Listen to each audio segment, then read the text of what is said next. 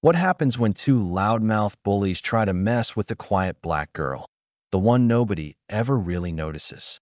The one who never talks, who keeps to herself, like she's got something to hide behind her silence.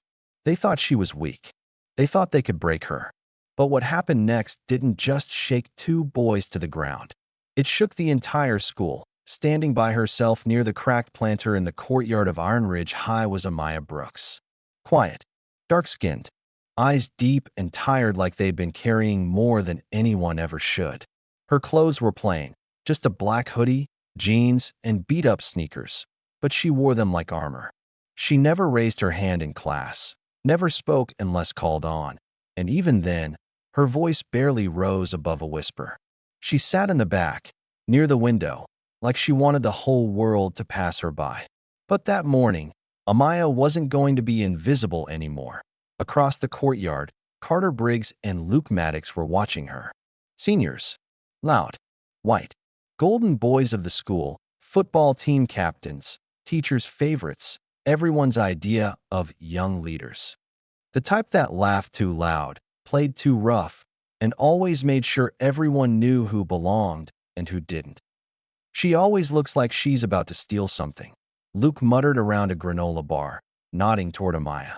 Carter smirked. Yeah, what's she even doing here anyway? Probably scoping phones. Like a little street rat. Their laughter echoed across the court, and a few kids looked their way, but nobody said anything. Speaking up at Iron Ridge was risky. Silence was safer. Let's go talk to her, Carter said, crumpling the wrapper and tossing it on the ground. Luke grinned. Bet.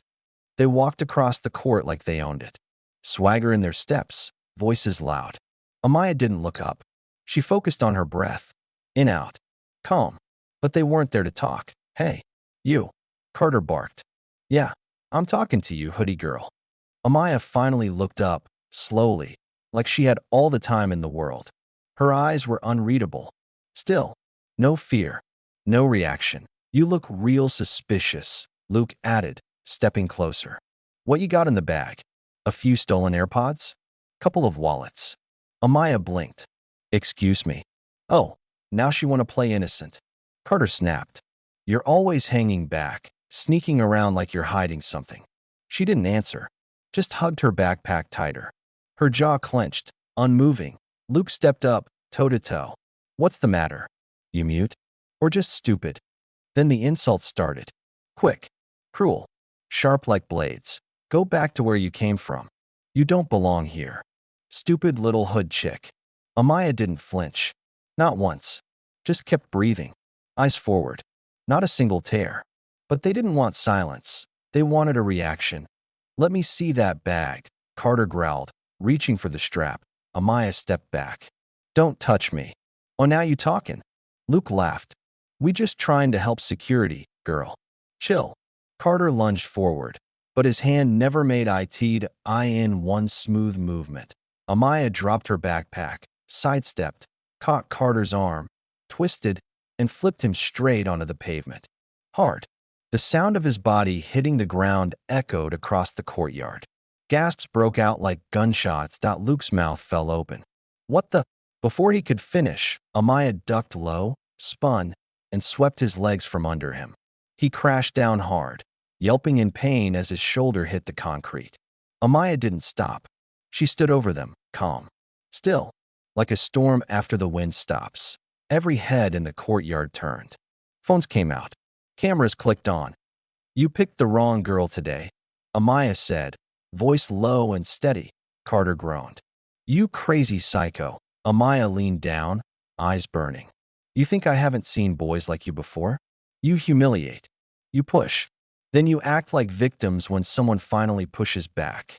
From the main building, teachers came rushing out. Coach Reynolds, Principal Monroe. But nobody touched her. Not yet.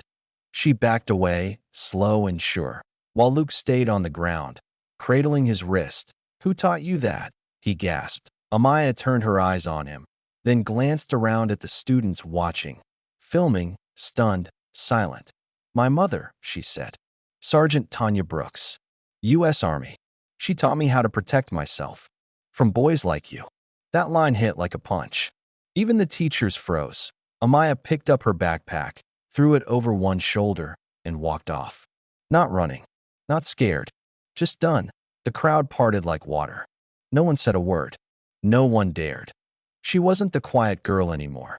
She was the girl who broke the silence. And that was just the beginning. By lunch, the whole school knew. The story spread like fire across dry grass. The quiet girl in the corner had laid out two of the loudest boys at Iron Ridge High like it was a scene out of a martial arts movie. Videos hit Snapchat, TikTok, Insta stories. One clip had over 200,000 views before the final bell rang. No one mocked Amaya anymore. The hallway she used to walk through unnoticed? Silent now. Students stepped aside when she passed. Not out of hate, but awe. Maybe even fear. But not everyone was impressed. Principal Monroe sat in his office, fingers steepled, a frown carved deep on his face. He was the kind of man who liked things orderly, quiet. Amaya had shattered the peace he pretended existed. Violence of any kind is unacceptable, he said, his voice clipped. I didn't start anything, Amaya replied, calm. That may be true, he said with a sigh. But this? It's a PR nightmare. For who? She asked. The school or the boys who got dropped on their backs? He shifted, uncomfortable. Their parents are already calling. Talking lawyers. One of them's got a fractured wrist. Amaya didn't blink. Good. Maybe it'll heal better than his attitude. Silence stretched. Then came the question everyone wanted answered. Where'd you learn to fight like that? Amaya looked out the window for a moment, then back at him. My mom. Tanya Brooks. U.S. Army. Hand-to-hand combat instructor. 2 tours. Started training me when I was 7. Said the world wouldn't protect girls like me. So I had to learn how to protect myself. Monroe sat back, stunned. I never wanted to use it, Amaya added softly. Never needed to. Until now. A knock interrupted the moment. Ms. Ramirez, the school counselor, stepped in. She looked pale, serious. You need to see this, she said, handing him her phone. Security footage. From that morning. Clear video of Carter and Luke approaching Amaya without cause. Pushing. Blocking her path. One reaching for her backpack. Her warning, don't touch me. Recorded, undeniable. Then the attack. Monroe watched it, slowly paling. Looks like the board will have to reconsider who the real aggressors were, Ms. Ramirez said. Amaya didn't say a word. She didn't need to. The next day, things exploded. Carter and Luke were suspended. The school issued a statement about zero tolerance for bullying and racism. But for most students, it was too little, too late. Everyone knew Iron Ridge had a problem. The whispers, the looks, the silence when things got ugly. But Amaya had shattered that silence, left it in pieces. Then something unexpected happened. Over the weekend, a mural appeared on the school's central hallway wall. Massive, vivid, Amaya standing tall, hoodie up, eyes blazing. Around her, words painted bold, strength, power, silence breaker. It wasn't school approved. But nobody dared take it down. By Monday. The mural was covered in sticky notes. You gave me courage. I finally feel seen.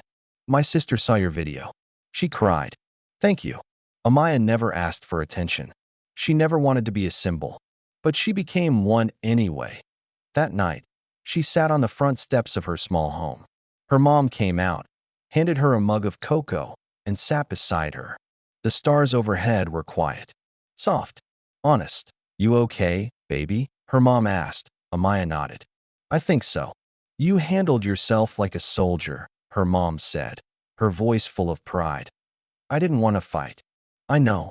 But sometimes the fight finds you. And when it does, you don't run. You finish it. They sat in silence for a while. Then Amaya asked, do you think people will forget? Her mom smiled. Not this time. You showed them who you are. And once people really see you, they don't forget. The next morning, Amaya walked into school with her head high, shoulders back. Not hiding. Not anymore. In the hallway, a group of girls, black, brown, even white, smiled at her. One gave a nod. Another held up a fist in quiet solidarity. And that's when Amaya understood something deeper. She hadn't just fought back. She made space for others to stand tall too. Her power wasn't in the flips or the takedowns. It wasn't in the strikes or the sweeps. Her real strength was in her silence, the kind that speaks louder than any scream, the kind that says, "You will not break me."